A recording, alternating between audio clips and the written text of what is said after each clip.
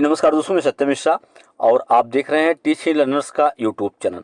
दोस्तों, यहाँ पे हम आप सभी के लिए एक ट्रिक लेके आए हैं। इस ट्रिक का इस्तेमाल करके आप सीटेट एग्जाम को आसानी से क्वालिफाई नहीं, बिल्कुल जो है आपका प्रश्न जो आपका छूट जाता है वही प्रश्न आपका एग्जाम में अब छूटेगा नहीं। ठीक है, 150 प्रश्न 150 मिनट में करना है और किस प्रकार से हम सॉल्व करेंगे कोई भी प्रश्न हमसे छूटे ना, तो इसको लेके यहाँ पे हम आपसे बात करने वाले हैं। बिल्कुल A to Z time management को लेके यहाँ पे चर्चा करेंगे। इसके अलावा देखिए, यहाँ पे हम एक ट्रिक भी आपको बताएंगे कि जिस ट्रिक का इस्तेमाल करके आपको जो प्रश्न नहीं आ रहा है, बिल्कुल भी नहीं आ रहे हैं जो प्रश्न, उनको किस प्रकार से हम यहाँ पे सॉल्व करेंगे। ठीक है, उसको लेके बात करेंगे। उससे पहले आपको बता दें कि जो मेन एडमिट कार्ड है आपके सीटेट जो परीक्षा आपकी 14 या 15 दिसंबर को होने वाली है, उसका मेन एडमिट कार्ड एग्जाम के 2 दिन पहले आपको देखने के लिए, फाइनल एडमिट कार्ड जिसको बोला जाता है, वो आपको देखने के लिए मिलेगा। ठीक है, चलिए यहाँ पे हम टाइम मैनेजमेंट को लेके बात करेंगे, किस प्रकार से हम टाइम सेट करें। और सबसे पहले पेपर सॉल्व करते समय हमको किन चीज़ों का बिल्कुल यहाँ पे ध्यान रखना चाहिए। तो बिल्कुल आपके सामने आपका पेपर जब आता है भैया, तो उस समय आपके पेपर में 5 पार्ट होते हैं। ठीक है, CDP होता है, मैथ होता है, EVS होता है, हिंदी होता है और इंग्लिश होता है। अगर आपने लैंग्वेज एक के रूप में हिंदी ले रखा है तो हिंदी, या लैंग्वेज सेकंड के रूप में अगर आपने संस्कृत ले रखा है संस्कृत, नहीं तो लैंग्वेज सेकंड के रूप में अक्सर जो है संस्कृत को देखा गया है। ठीक है, चलिए अब यहाँ पे आपका CDP हुआ। CDP से आपके 30 प्रश्न होते हैं, वहीं मैथ से 30 प्रश्न 30 नंबर का, EVS से 30 प्रश्न 30 नंबर का, हिंदी से 30 प्रश्न जो है 30 नंबर के, और यहाँ पे इंग्लिश से 30 प्रश्न 30 नंबर के। जब आप पेपर पाते हो तो पेपर को पूरा आपको क्या करना है, शुरू शुरू में जब आपके हाथ में पेपर आ जाएगा तो पूरे पेपर को आप भैया फटाफट पूरे पेपर को आपको पढ़ना है। पेपर को पूरा पूरा पेपर आपको पढ़ने हैं। अब आपको काफ़ी प्रश्न ऐसे होंगे इसमें जो आपको देखते ही बिल्कुल इजी होते हैं, सिर्फ आप देखते ही उसको क्या कर सकते हो, इजी होते हैं और उसको आप देखते ही टिक कर सकते हो। ठीक है, तो चलिए हम यहाँ पे मान लेते हैं कि आपके CDP में 10 प्रश्न आसान है, वहीं मैथ में 10 जिसको आप देखते ही टिक कर पा रहे हो, और वहीं आपके EVS में भी 10 और हिंदी में भी 10, इसके अलावा आपके इंग्लिश में भी 10।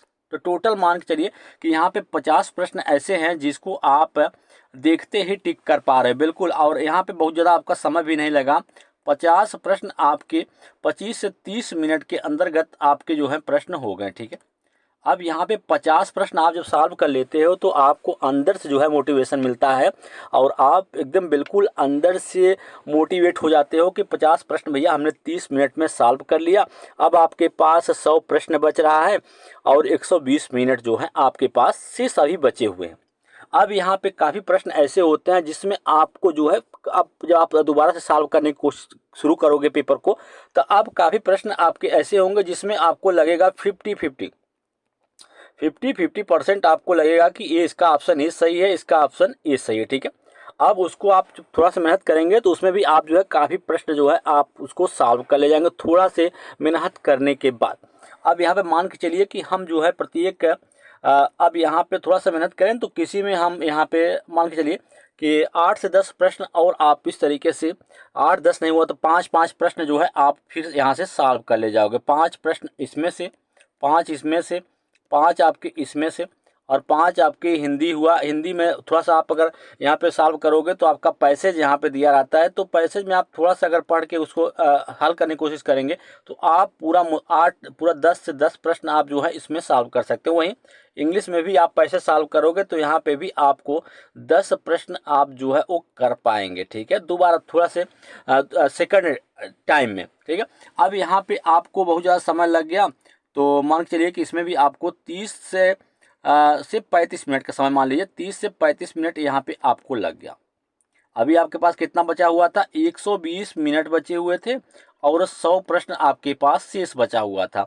अब यहाँ पे 30 से 35 मिनट और आपके लग गए, तो मान लीजिए 30 मिनट लग गए, तो बिल्कुल यहाँ पे आपके पास 90 मिनट या आपके पास 85 मिनट और बचा।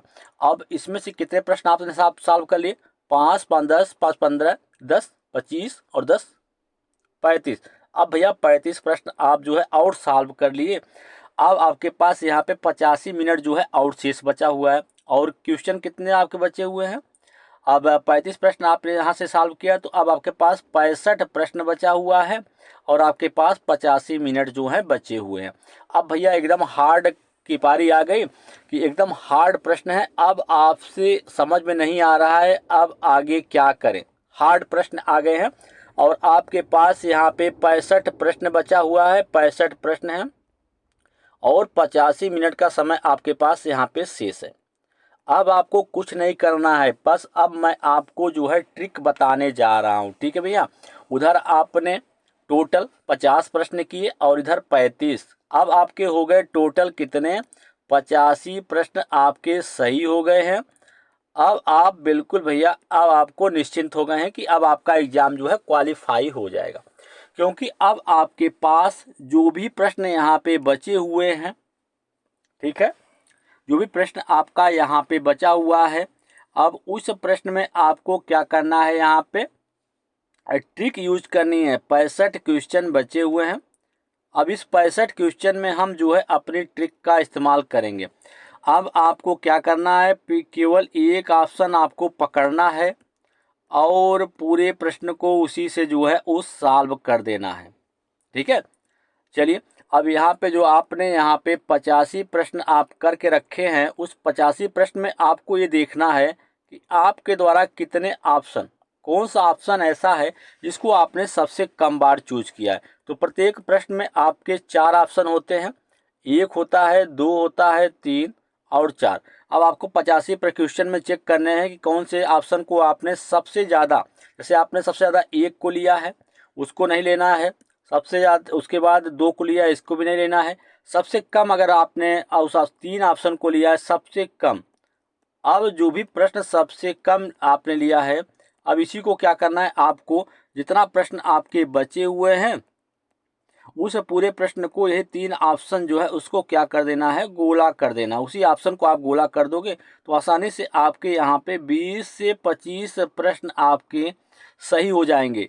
तो अब भैया अगर मान लीजिए कि यहाँ पे 20 प्रश्न हमारे और सही हो गए, तो 20 प्रश्न, अब तो आप क्या पहुँच गए 105 नंबर। इतना तो सबसे अच्छा नंबर होता है। बिल्कुल आप इस तरीके से आसानी से आप जो है परीक्षा को क्वालिफाई कर पाएंगे। और इस टाइम मैनेजमेंट को आपको बिल्कुल ध्यान रखना है। सबसे पहले सबसे आसान प्रश्नों को कर लेना है, अब उसके बाद जो है आपको क्या करना है, जो थोड़ा मॉडरेट हो, जिसमें आपको 50-50 लगे, उसको करना है। फिर अंत में जो एकदम हार्ड हो उसको करना है। अब ऐसा नहीं करना है कि आप पेपर करने बैठ जाएं, ये आपको पहला प्रश्न अच्छा लग गया, सही हो गया, दूसरा सही हो गया, तीसरा में हम अटके पड़े हुए हैं, ठीक है, इसको छोड़ देना है। एकदम 50-50 भी लगे तब भी आपको छोड़ देना है, ठीक है। अब आगे आपको बढ़ना है, आपको चौथा प्रश्न करना है, ठीक है, पांचवा करना, जो आपको समझ में आए उसको करना है, ठीक है। बिल्कुल जो आपको देखते ही तुरंत उसका आंसर कर पाएँ उसको पहले अट करिए, ठीक है।